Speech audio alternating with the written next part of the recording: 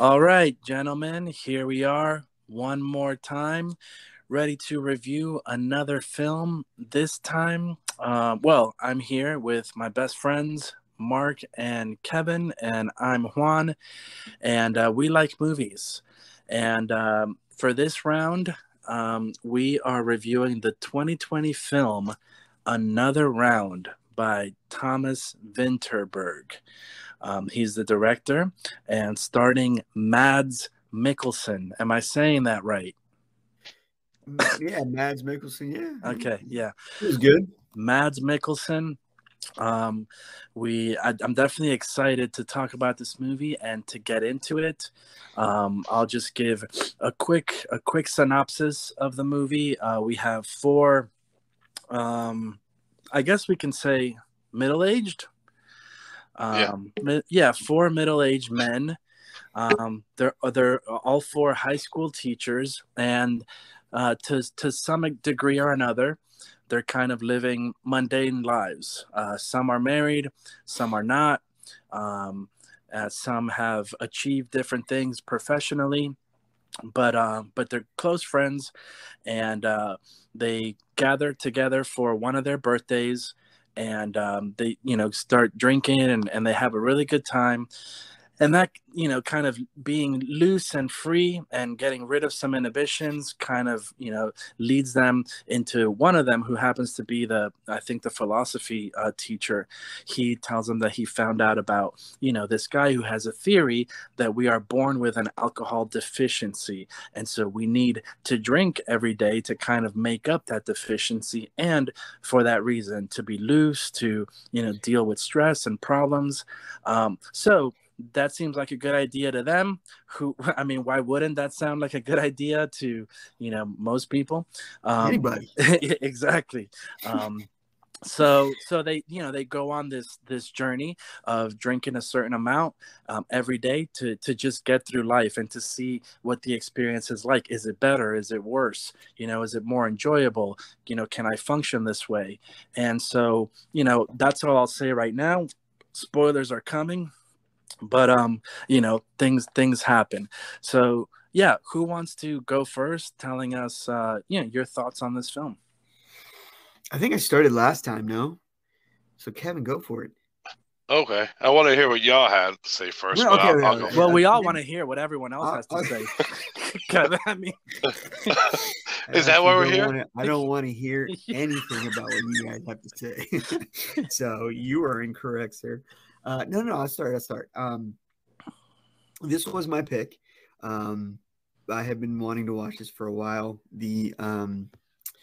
I'm gonna say I'm a little biased because I'm a huge fan of Mads Mikkelsen. It feels weird just calling him Mads. We're not on a first name basis. But I thoroughly enjoyed the movie. I feel like it was a roller coaster. I wasn't expecting it to get as deep as it did, but it was fitting. I mean, it felt like it just worked with the story. It made sense, and so I thoroughly enjoyed it. I'll leave it at that for now. all right. Well, I'll go next since Kevin just wants to hear us talk. I got taking notes, formulating his synopsis. I gotta say, man, a fantastic pick. Freaking love this movie. My favorite movie that we've watched so far. And I have a lot. I'm gonna get into the deep stuff and the philosophical stuff. Buddy, we're friends because I know you can get deep. That's, let me not make that joke. But yeah. So I mean, directorially for me, excellent. There was not too much that was like super fancy, but it all just suited the story so well. I mean, character based and character focused. Good, interesting, unique story. Kind of felt, I had this suspicious feeling, as things got started. I was like, oh man, this cannot end well, and surely it doesn't for some of the characters. But I mean, really enjoyed it. Really made me think. Really asked some great questions about this crazy ride that we're on called life, and the adventure. So yeah, I look forward to digging into it. But let's hear what Kevin has to say. Kevin, any thoughts? All right. Okay, you watched the wrong movie. No, I watched this movie. Trust me. I will say, I thought it had a really great kinetic opening, and then it went really slow, and we'll talk about that in a second. And then what proceeded to came afterwards, I was not ready for. But wow, was it phenomenal performances on what we watched there. Like I can't. Like I don't know. I had to gather my thoughts because I don't want to oversell it. But while I watched things unfold, like I for obvious reasons, which we're gonna discuss, like I related to so many parts of this movie, and even parts I like that didn't even register with me. It just made me like I was just consumed with it. I couldn't wait for the next scene to happen. I was like, ooh, I just want to see this, and it had my mind going. It was not in English. It was subtitled, but I wasn't expecting that. Sorry, guys. Yeah, neither was I. But I never once like thought I was reading subtitles. I was just watching it, reading it, like experiencing it, and I thought it was like phenomenal. There were some hiccups in the movie that I would have wanted a little bit different or had issues with, but the rest of it I just thought was like a superb performances by my buddy Mads and Madsy, the lady who played his... that's another one you and your kids have had lunch with. You, this guy, man, rubbing shoulders. Okay, admittedly, I'm not the biggest fan of him because I can't recall movies I've seen him with, but I am a fan of him now. And the lady who played his wife, we'll get into her performance, was great. So let me ask you said it felt slow at the beginning. What part was slow? Well, I think it was meant to, because like they had such a kinetic beginning with the lake, and then when it cut to them just having dinner or whatever, like boom, it was just slow. Like it dialed back a lot, but I do think that was done on purpose, so we could experience like this is his life. Like, all right, this is all he's doing, and because it followed this great kinetic opening where I was like, I thought this movie was gonna be about these kids, and all of a sudden, it just jumped to him, and they're like, all right, and his wife's going to work, and that conversation itself we have to talk about in a minute. But all that was just so calm and so pulled back and so like different than the opening. That it seems slow, but it seems slow by design, not by not like other movies we've watched that were like, oh my god, this is so slow. It seems slow on purpose. Yeah, I didn't mean it in a negative way. Gotcha. I mean, if it helped us experience like, oh, this is what his life is. Yeah, that's it. Okay. So I guess I didn't go in with the trailer again. I only had the poster to go off of it. So I thought this guy was just partying and he was gonna, have his ultimate punishment for just partying all the time. So I was pleasantly surprised by the change in what my thought of the movie was, as opposed to other movies where, I expect I expected something to happen and that never happened. But this one was really, really, really, really, really enjoyable. I think I want to say the fact that we're all kind of, mid-aged, that it was easier for us to kind of, feel like we were part of the story because we have wives, we have kids, friends, we have our jobs, and we have these moments when we feel like we're in a mundane spot, and you feel like you're not the person you used to be. So all that kind of it felt like, man, yeah, this is me. But I think that was up for all of us, but I think it worked out because of, how old we are in the life that we are currently in right now. No, absolutely. Definitely relatable from that sense. And yeah, the fact that it was about four men and we're men. So yeah, it's I think it's, there's these are my as I've gotten older, and I love the popcorn flicks, I love all those, still a good action movie. But for me, these are the type of movies that resonate with me the most, and that I find the most enjoyable. And, what's so special about the writing and the directing is that even though it gets dark and gets really dark at times and explores some really serious subjects, like infidelity and, parenting, it still comes back, and finds light moments, and more than anything, it's not overdone. It's just the right amount of humanity that it's like, again, for me, it's almost like the Bible. And this is, that's weird, but what I mean is that, one of the things that's, incredible about the Bible is that as you read it, it reads you, right? And for me, that's the best movies. As you're watching them, it's reading you, and it's feeding you, things about your life, making you think these things and ask these questions and analyze your own life and your own choices. So that's definitely what I love. It's been a long time since I've watched a movie that's completely in a different language. I and usually it's Spanish, which I speak. So Do you watch it with subtitles? Or do you watch it? I did. When it first started, it had no subtitles, so I was like, "What the heck is going on here?" I had to pause it, go back to the settings. The subtitles were on, but there were no subtitles, so I was like, "What the heck is going on?" I had to restart the app. Juan was texting me. He's like, "Oh man, there's no subtitles. It's Dutch." Well, and I noticed. For me, I had to actually turn. So I normally keep subtitles on, I guess, in my old age.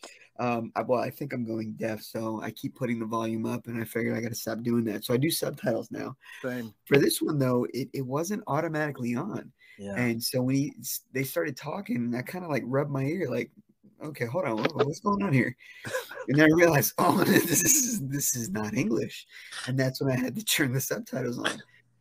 So yeah, I was right there with you on that. Dude, but yeah, when I texted Kevin, I was like, all right, I'm gonna strap in for this ride and see how much of this movie I can piece together in this language I don't understand. This is gonna be one interesting conversation. Oh, please tell me you had notes and you started writing. No. But it was my point was that it was an interesting experience because I always watch movies with subtitles too, but they're in English, so the subtitles are just a supplement. So at first it was a little bit distracting for me because I was dependent on the subtitles or else I couldn't understand anything. So it took me a second, a little bit at the beginning to like really adjust and kind of surpass that in order to really kind of dive into the movie. But yeah, after that it was whatever. But yeah, it was interesting at first. I will say the Danish language I've learned, there's a lot of letters that fit for small English words. And the best was at the end when she texted him like, "I miss you too." Bro, there was like 48 letters on the screen and it said, "I miss you too." And I was like, whoa, okay. So while they were talking, they were very long-winded, but it worked because as they're still talking, I've already finished what the subtitle was down there. So I was able to go back and look. So that's the beauty about the Danish language. Their words are very long, so it gives you time to read and still look at the scene. I really liked their friendship, like in the beginning where they were having all their drinks and everything together. I don't know. It just reminded me of us and our friends when we get together. And again, like what Mark was saying, like they would speak and then you'd be able like to just read it and then just watch their interactions. Like, man, I don't know. It was so great. It was like I said, like, it was just so great to watch those parts. Like they generally seemed like they cared about each other and collectively made dumb decisions. Well, and that's, I mean, I think when it comes to friendship, one of the lessons that we can see in this film, which I know that we've all experienced, right? Is, you know people long enough, or there's distance between you, whatever the case, but it's easy to fall into this trap where all the conversations are superficial, or like you're just talking about politics or things that don't really matter. So what I liked about this is that even when they were together, and this goes along with what Kevin is saying, even when they're getting together for a birthday and drinking or whatever, there's still those moments there where they're like, hey, what's going on with you? Are you okay? And the guy's like, gee, he just was in that moment, where he even just kind of like starts breaking down a little bit. But and then of course they just go on to get drunk and have a lot of fun that night. But which is what you do with friends. Yeah, exactly. So I do, for me, there was a lot of just good, this was such a good movie because it reminded me of things that are important. And you don't always get that from the likes of like Free Guy and and Teenage Mutant Ninja Turtles. It's different movies, yeah. Yeah. Kevin might argue that point. But this one, it had, for me, and maybe it goes with what you're saying, Mark, that it's just this stage in life that we're at. But there were so many things that were like, oh man, I need to remember that, or I need to apply that, or whatever. So personally, that was awesome. There was one thing that really stuck out to me because it's something that I've experienced personally. But I've noticed that when a man and a woman are in a relationship, you always hear about how the woman's gonna like cut you or kill you if she finds out you cheated on her, right? But a guy, it's like, oh, you cheated on me? Okay, I'm willing to try again. And that's the same thing. Like I had a girlfriend, found out she cheated on me, and it was going on for a very long time. And yeah, I immediately was like, oh, okay, I'm willing to work on it. And I realized that I don't know if that's just like a guy thing or what, but that's kind of the norm. The woman's like, no, I'm good. You cheated, I'm out. And the guy's like, oh, you cheated? Oh, okay, well, I don't. Okay. And that's the same thing that happened here when he found out. He was just like, I don't want to leave you. And that's always been such a step, and I've always wondered why that was the case. I never thought about that. I don't know how universal that is, but yeah, maybe. Dude, I've known a lot of people that, if the woman found out that she was cheating on, she's out. No ifs, ands, or buts. The guy, they find out, they'll rationalize it. Oh, it was my fault. I pushed you away. I did this. I did that. And okay, let's work on it.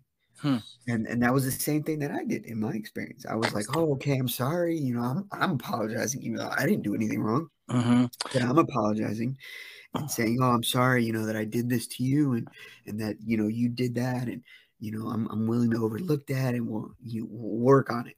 But no, with women, they're just like, they tend to be deuces. I'm out. Yeah. And this movie played that. I mean, was exactly that. Yeah. Well, since you bring up the infidelity topic, I want to share something personal. Not just kidding. But no, because I, at the beginning I said that the directing was more simplistic, but that doesn't mean that it wasn't brilliant. And no, and I'm going to talk about that, what you're saying, because there's a reason why that is the case. Well, and the example that I want to give is, there's these this husband and wife, and they have not been intimate, both physically and just personally, emotionally. He works mornings, she works nights. Yeah, for a very long time. So then, he starts to drink and loosen up.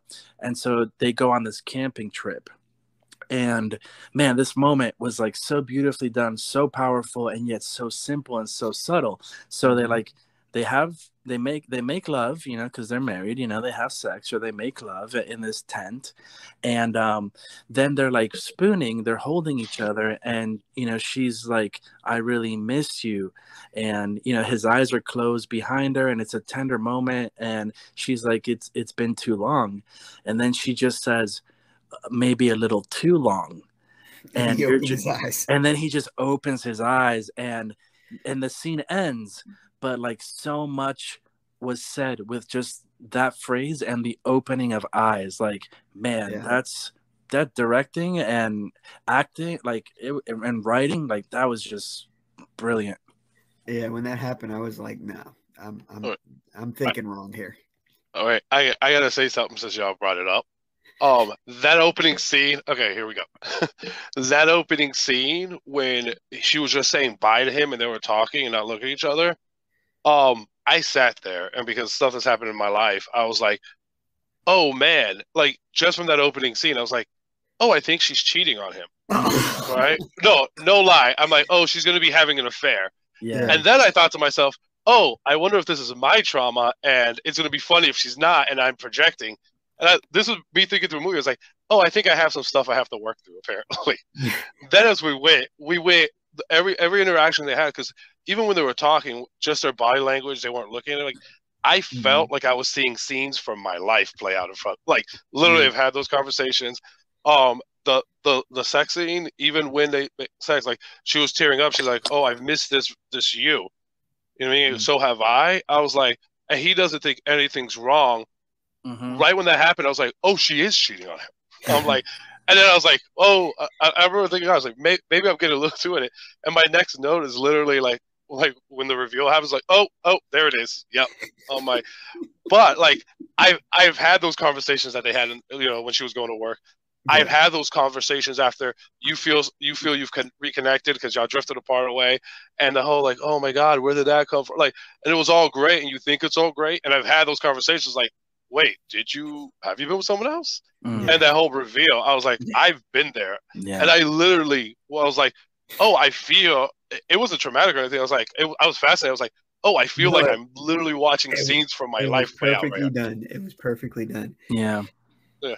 Like, even them looking away from each other and not talking and the breathing, to me, everything was so perfect about those scenes. I'm like that, they both killed those scenes. I was like, wow. Yeah. And, it's amazing, actually, that for being as stoic as Mads Mikkelsen is, that he has such range and diversity to his acting, because he is a very stoic person.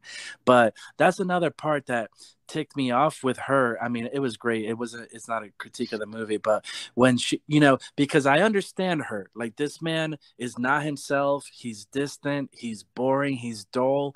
I get it.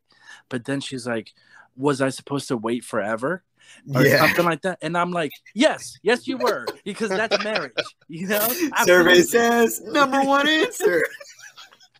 Exactly. But what's another scene like that again, the subtleties of the directing it was closer to the beginning when they start the drinking contest, and that maintenance guy at the school finds that bottle in the closet, which you then realize turns into like 6 bottles or something, or whatever it was. And it's like, whoa, this guy's been drinking this much, and they just started.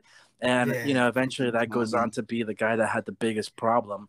But that was like a subtle thing that at the moment it happened, I became suspicious. I was like, whoa, this guy is really taking this to another level, bro. Another round. Balls to the wall, baby. But it's funny? Like, you caught that scene. I caught the one where they were at his house right before they went to that dinner in the beginning of the movie, and he was talking about Met and how he has no idea where she is and blah, blah, blah. And I was just like, oh, interesting. So this guy's got some stuff going on. And that's when I was like, okay, this is probably the troubled one of the group. Whoa, hello? Hello. We lost you for a second. Yeah, sorry. Oh. Can you hear me now? Yeah. Oh, okay. No, I was saying, what was I saying? This was a troubled one of the group. Oh, that's right. Because I was saying that they were asking about Met, and he's like, oh, I don't know where she is. That's why I was like, oh, okay, there's something going on there. But Juan caught it when he had the 6 bottles of alcohol in one room. And he was like, oh, there's something going on with this guy. So we both caught that Tommy was having an issue, but we caught it at different times. Yeah, and the one problem that I did have was, these guys are going to work, they're going to school. Not one time does someone pop a mint in their mouth or a stick of gum to hide the alcohol odor that's just pouring out of them. Not one time. That would have been a nice detail. Like they're at least trying, to hide it. But no. Yeah, no, the amount of alcohol that was consumed, there were some times I was just like, oof, I don't know how they're doing it. I never have been anywhere close to where they're at right now. Yeah. And I was starting to get a little nauseous sometimes. Yeah. But that worked because that was the point of this. They were pushing themselves. They wanted to see how farther and farther and farther and farther they can go. Yeah. So it worked. Like, when they were doing the drink with absinthe, I was just like, oh, yeah, my gosh, how can you guys drink that? Yeah. And that was, and that's what I liked about it, that it wasn't like, hey, just drink and it's going to solve your problems. It's like, no, ultimately, I think one of the bigger things, that the movie is saying is about balancing, about, being able to maintain some of your youthfulness, as you get older, and finding whatever you can do to preserve that.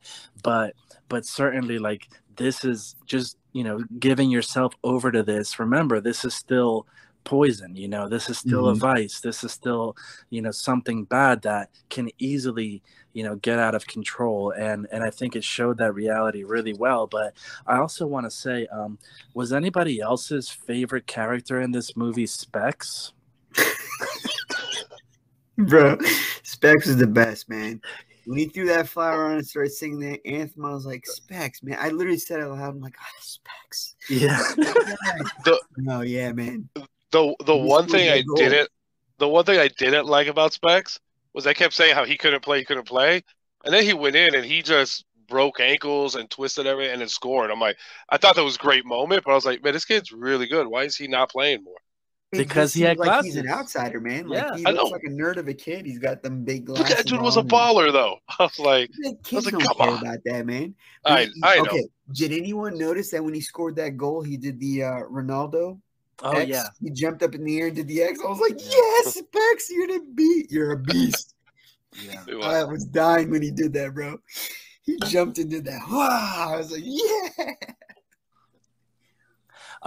The other part that the part that really broke my heart, because I wouldn't say I've lived this, but I've gotten pretty close. But like, and not with me, but like with my dad, and growing up, drinking was a big part of our family, and unfortunately, and it wasn't always bad, but my dad drank way too much. Yeah. But so this never quite happened, but I would say he got pretty close. But like when he passed out on the street, and like his kids found him, oh man, that was just a gut-wrenching moment. Well, yes, it was, but I've also had my own experiences with my lovely father. I mean, I say lovely, but he's a great man. But yeah, there was one morning, or not morning, but one night, I woke up and he was in my room. He was just by my drawer set. He goes, "Don't mind me." Literally peeing behind the drawer set. I'm just sitting there going, my guy, this isn't the bathroom. And I'm like 15, and I remember that.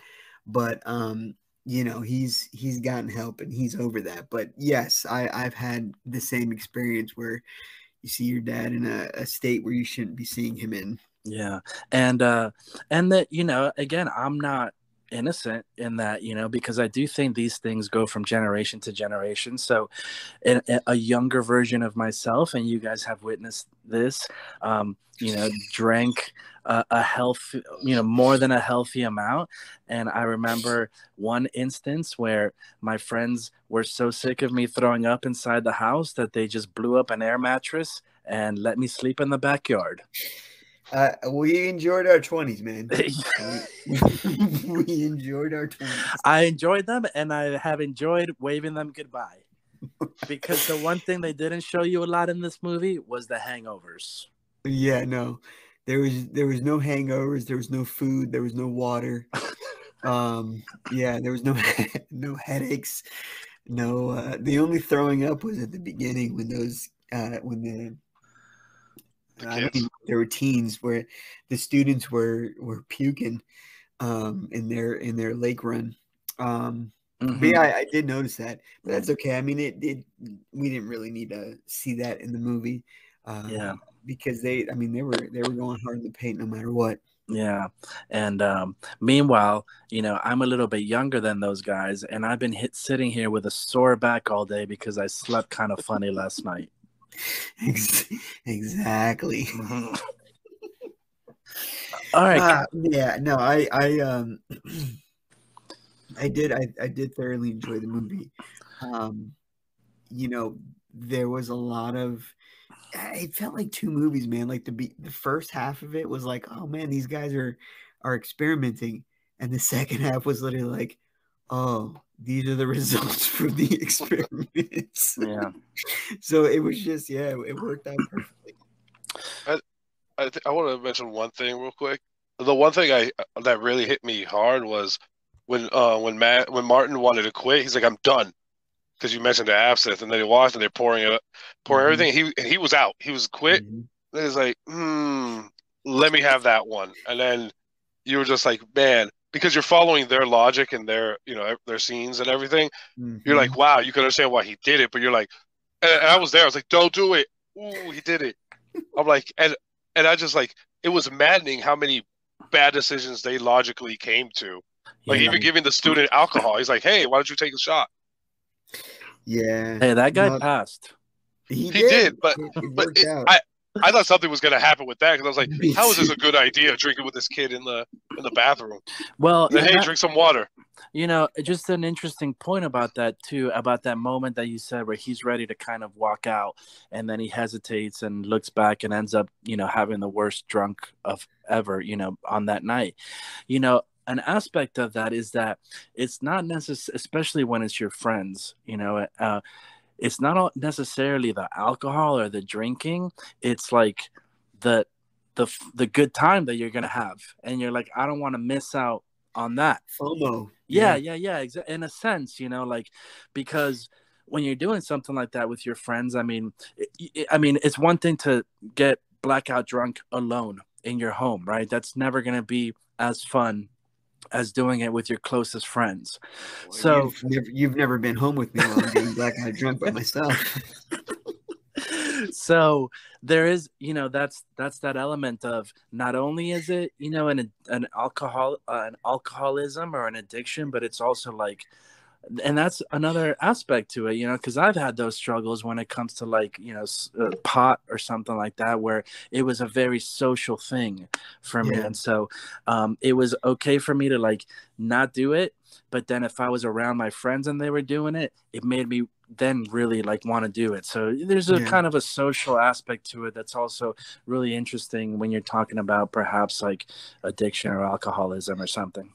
Yeah, no, it normally starts social, and then you get to the point where you're just chasing that little high. And I mean, I've done that once or twice where I'm like, you know what? I just feel like getting drunk for no absolute reason, just because I want that feeling. And I'll drink, 2 or 3 quick drinks, and I'm like, oh man, this feels great. Yeah, I want to keep it going. Drink another one. That's how it goes, There's no stopping, because you're focused on getting that little hour to 2 hours of feeling good, and you don't stop. and you just keep going, and then you pass the point of no return. Yeah. And that's how it always goes. And I thought this showed that perfectly, because they were getting to the point, like they were pushing the envelope every time. They're like, oh, let's go. And that scene where he was going to walk out and came back with his friends, I mean, they were literally going to go as far as they can, and they did. And that's when everything unraveled. But had they kept it at just, maintaining the 0.5, none of this would have happened. Tommy would still be with us. Yeah. He would have never found out or figured out about his wife. We got what was his name? Peter, the one with the wife and kids who pissed in the bed. He wouldn't have peed in bed. None of that. Oh no, it was Nikolai. Yeah. None of that would have happened. But since you're just chasing that, okay, this is cool, but we can go more. And that's how it always is. It's always how far can we go? Well, but that's how it would have been with the 0.5 too, right? Because then you build up a tolerance and you got to go. No, but the 0.5, that's what their goal was. You just maintain the 0.5. Sometimes they'd be like, 0.6, but that was the goal. And that's why they had the breathalyzers, because they wanted to maintain the 5. But then they kind of were trying to figure, oh, well, I read this, and we can do this. Oh, let's try this. And it was just escalating one by one by one by one. And that's why Tommy ended up getting sucked into this. Yeah. And these guys, I mean, they're public school teachers. They're not made of money. Eventually that would have hit their pocket too. Well, I don't know, man. We don't know what the pay is in Denmark. Yeah. If this was the US, then 100%. Yeah. But so the thing is, I know it's so IMDb says 4 high school teachers, but Tommy, who introduced us to Specs, was clearly not a high school teacher. They only showed us him around younger kids. And that was the other thing with Nikolai. I don't remember him actually in the school. I know Peter and Martin were. No, they showed Nikolai at the beginning, and he was talking. Oh, he was psychology. That's when I thought they were college students when they showed Nikolai teaching. But no, they were high school. And then with Tommy, I mean, at the beginning they show him like coaching a high school team. But was it? Yeah, but then because they emphasized the little kids, which I didn't understand, and I completely forgot about that. No, I think at one point they say that was like something he was filling in for someone else, I think. With the kids. I mean, listen, man, I understand filling, but there's no way kids are going to come to your funeral and sing the national anthem for a filling guy. Well, yeah, he had an impact, but no, I hear you. I think that's a good point. Maybe that was their first game they won, and maybe that was Specs' first goal. Yeah. I want to hear more from Kevin, man. Yeah, he's just standing there. I don't know what he's doing over there. He's enjoying listening to us. He's drinking while we're talking. Taking some shots. No, what I wanted to, because I was waiting just for an opening, because there's no opening, bro. Jump in. No. Listen, fine, baby. He's a gentleman. Listen. Oh, goodness gracious. Tonight I want to be ravaged. Don't be a gentleman. All right. To go call back to something that Mark said, like, why do guys try so hard? I don't know about it in like boyfriend-girlfriend relationships. I just know as a husband, when he was talking to his wife, he said, "I miss you" and all this. Like, there's a part that wants to keep. They had 2 boys who barely appeared in the movie. Like, I kept forgetting that they had children at some point. You know what I mean? Like, you would see them and then they would just disappear again. But like, I could understand like wanting, hey, we're not divorced yet. I want to keep trying because for better or worse. One thing that I really wanted to talk about was it showed just how hard it is. Because again, this part was different from me when they were separated. Like when he's like, "Oh, I just want you so much." I felt bad for him because, like, man, where's your hope? You don't have any other hope. You just want your wife back because that's all you know right now. And I kind of wish she hadn't texted him at the end, like just left it open, and then he could have gone into this amazing dance at the end and just said, "Hey, listen, I'm going to be happy." But that was his arc, man. Like he wanted to get back with his wife, and I think he realized that maybe he did push her away in this movie. That's we don't see that obviously the years that have passed, but maybe he did. He was very lethargic in the classroom, and all the students wanting to meet with him, with the parents. That kind of shows that he has nothing going for him right now. So that made sense, with the relationship with his wife, at least for me. No, and I understand why. I just wish they would and that's the small little nitpick I had with it. Again, it's so small. Like even when she did text him, like when he was about to start dancing and he looked back at his phone and there was nothing there, he just put his phone away and said, "Hey, I'm going to do this," in that dance. Like it was both beautiful and sad. You know what I mean? Like with him just dancing, I was watching it. I'm like, wow. I'm like, it was a gorgeous dance. I think everything about that final scene was just as kinetic as the first one. Yeah. But it was beautiful. And like I said, I felt simultaneously beautiful and sad for him. Yeah. You know what I mean? On this. And I was like, man, I hope you make it. Like, I felt like he's my buddy. I was like, I hope you make it through this, man. I'm like, more power to you. Well, I think the reason why that text happened is because had she been in the area, I don't think he would have broken out into that dance. If he saw her and they got together and she's like, "I miss you too," I don't think he would have pushed her and go, "Hold on, baby, I got to dance." Yeah. So well, no, I wish the text or whatever the resolution, because I know it's a movie and you have to like round it out with a little happy ending. It could have just left it open. You know what I mean? Yeah. Well, and that's it. Sometimes there are happy endings in life. There are. What do you got against happy endings, man?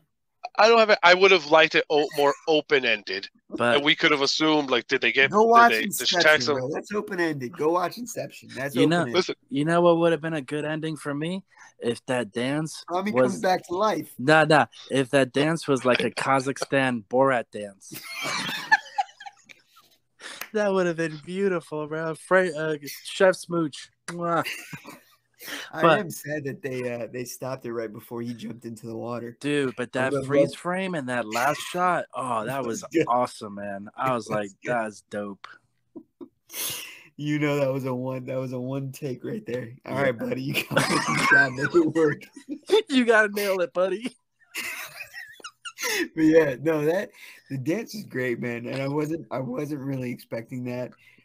Because when they asked him to dance earlier in the movie, he just kind of brushed it off. Mm-hmm. I thought that was it. And then with the text with his wife, I was just happy, and I liked seeing his face, and he, was kind of getting that smile, and you could see he was getting more, excited, more lively the more she texted him. And that's when he finally when sweet moves. When I think of Mads Mikkelsen, you know what I always think of? I had just watched Drive. Okay. I told you how much I love Drive, and you're like, bro, you love Drive?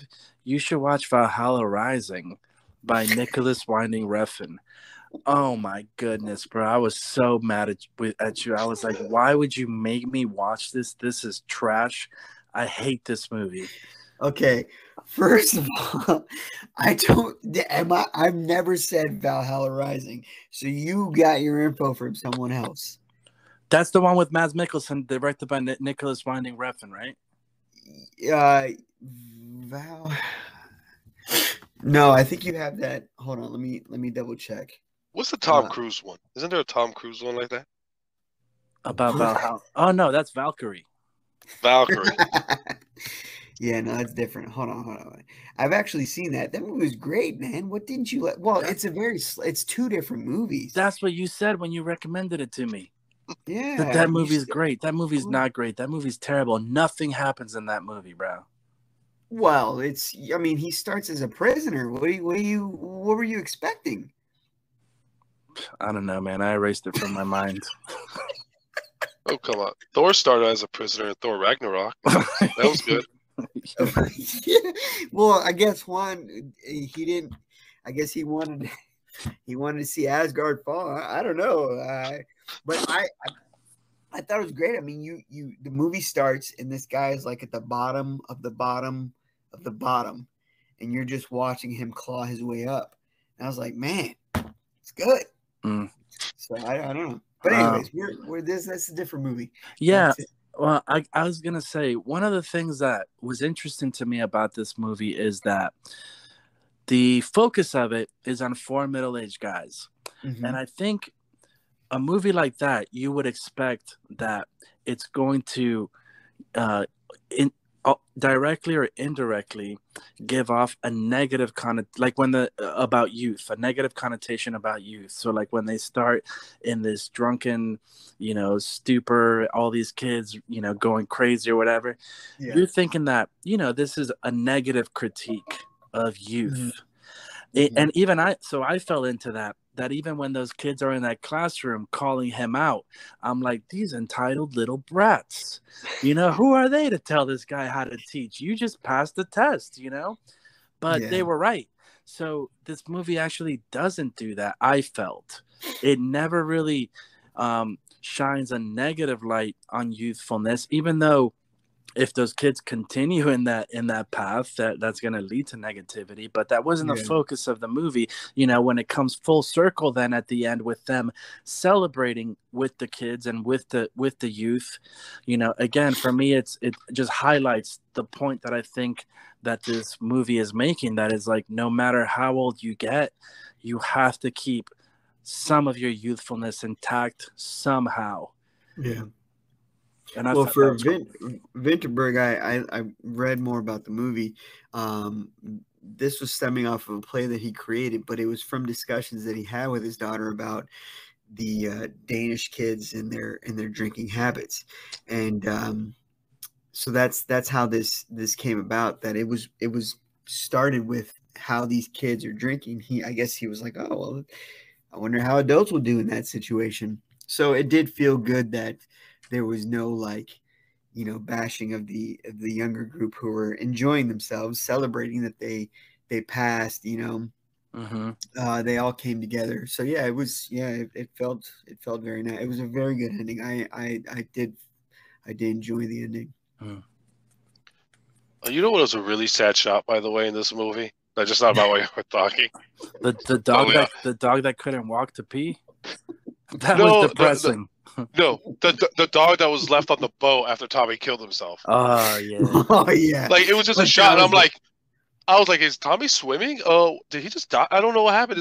Poor dog's left alone. Nah, man. As soon as he got on that boat and threw the life vest to the side, I went, no, Tommy, don't do it. I knew that was coming, man. And when that boat scene popped up, I was just like, no, not my boy Tommy. I felt bad for that dog. I was like, he's so alone out there now. He can't do anything. He can't even pee. And that's also a sad, and a tragic thing about alcoholism and the way it was portrayed through Tommy is that he really loved that dog. And for the most part, he was a good dog owner. But then at the height of his alcoholism, he couldn't even feed his dog, right? Because that's when Peter came over. Or Martin. It was Martin. Martin came over and had to feed the dog and stuff and take care of him. So even your most precious things get lost in that disease. Yeah. But so I definitely wanted to say this before we close, and I think it's probably about time that we get to the ratings. But Mark, did you read anything else about Thomas Vinterberg's daughter in that article? Yes. Yeah. And so she was actually supposed to be in the movie. Yeah, it definitely makes the movie even more powerful. She was killed 4 days into when they began filming, when she was killed in a car accident by what they think is a guy that or a driver that was distracted on their cell phone. And she was supposed to be, not only was she supposed to be in the movie, it was shot at her high school. And a lot of those kids were her high school friends. And then she's the one that the movie was dedicated to. And apparently all the actors, the four, are really good friends with Thomas Vinterberg. So they were acting and portraying this, but at the same time, supporting him, helping him with his grieving, which is really powerful. Oh, that's the other thing. So do you think that they were really getting drunk, or was it all acting? Because it was really good. I think it was acting. But I want to say it was a little bit of both. Yeah. I do believe there was some real alcohol, and I believe there was some fake alcohol. I feel Like in like the movie- Schlitz, or like what's that fake beer? Is that what you're saying? Like something Near like that. beer. Yeah, no, like I feel like getting a couple shots in you, getting some drinks in you is gonna loosen you up and just kind of make you start acting like you're intoxicated. So I can see them going, all right, guys, this is the scene where we need to be drunk. So let's just do a couple shots real quick. I don't think they got drunk, but I do 100% believe that they were hitting the bottle a couple times for those scenes. Because yeah, that was just, it felt too real. I don't know, man. If you look at like Pulp Fiction, where like John Travolta was supposed to be doing heroin, he wasn't like just taking one little bump. You know, he wasn't doing any heroin. He was just acting like he was. So I don't know. I think Robert Duvall was interviewed once, and he was playing a cocaine addict or something in a movie, and they asked if he ever tried cocaine. He's like, no. They're like, oh, well, then how can you portray? He's like, well, that's my job. I get paid to study people who have done it and to emulate them. That's what I get paid to do. And yeah, He there's plenty of footage of people who are inebriated by anything. So Just look I at my absolutely Facebook believe that. page. Just Exactly. So you mentioned that the movie just felt so like easy and simple, but that was one of the things that Vinterberg actually did with what's his name? Lars hold on. Von Trier? Lars von Trier, yeah. They created a production company that it's literally the established rules are for simplifying movie production. And I was just like, that makes sense because this movie, you know, I know it had Mads Mikkelsen. He's a big actor, but outside of that, like there was nothing flashy about the movie. There was nothing that, you know, made me go, oh my God, this is revolutionary. But that didn't matter because just the story itself and the actors itself, they brought this all together where it didn't feel simple. Yeah. It felt like I was watching something unravel and I was there. Like I was there. So yeah, I noticed you said that, and I feel like that's the reason why is because they purposely are trying to make their movies in this way. But see, that's where they got you because I watched the director's cut, and everyone except Mads Mikkelsen was CGI, bro. I believe it. He was everybody, bro. He put on a mocap for everybody. But the cinematography was beautiful. Yeah, too. It was very good. I did want to say one movie that it did remind me of, and this is again not a knock on it. I don't know if y'all ever saw Sideways. Oh yeah, same. With Paul Giamatti and yeah, like it was really good. Where it was like all those performances were very subtle, very good. Yeah, and like just things were happening. You're like, wow, like you could really feel that it felt like they were really feeling everything that was going down. Yeah. Yeah. So the funny thing about Sideways, I did watch it and I absolutely hated it. What? Yeah, but the thing is, I watched it when I was like, I think 20 years old. And at that time, I think I was only watching like the goriest of the goriest things, you know? That's all I cared about. So I watched that and I was just bored to tears. I don't think I was drinking wine. Like there was nothing in that movie that I could relate to. So I do need to go back and watch it now that I'm older and quote unquote wiser. But yes, I that was one. Actually, people have mentioned Sideways and Another Round kind of in the same realm. Yeah. I'll say, well, what Mark said, that happens to all of us. Because one confession that I never tell anybody is the first time I saw Wall-E, I hated that movie. But Wall-E, I was ready for this guy to say The Godfather. No. I've never seen the Godfather movies. But I hated Wall-E because it was after I had a breakup. And I wanted nothing to do with, like, who are these people? Why is this robot? Better and better, baby. It's too close to home. I was like, this robot can find love? Come on, please. Like, this is ridiculous. There's no such thing as love. And I watched it like 1 a.m, like in the theaters. I was like, this is the breakup that we went and I got way too drunk on. And it was horrible. I was like, I hate it. Kevin, pause. I remember that night. You watched Wall-E at 1 a.m. at the movie theater? Yeah, because it was that's back when the Thursday showings were like at 12, 12:30, and 1.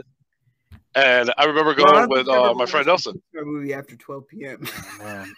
Well, you aren't me, my friend. Never change, buddy. Never change. So I just want to tell Mark, it's happened to all of us. On that was brilliant. On that note, man, Thank you. I think I don't think I need to say more. For me, this was definitely a 3. If I could give it more, I probably would, but I think that my highest rated movie so far, and yeah, no doubt about it, 3, would watch again. Changed my life. Oh, wow. So since Kevin was last, I'm going to make him last again.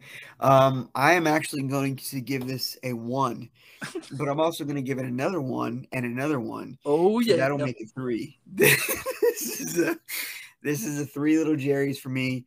I thoroughly enjoyed this movie. I will watch it again, 100%.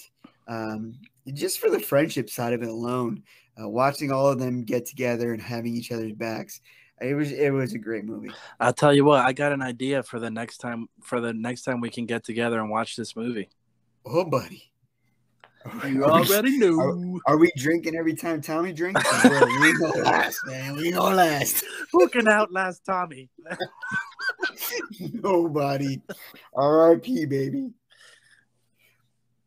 Now, I would say, oh, there he is. I want to hear this playback just to hear Mark laughing while Juan's describing his rating.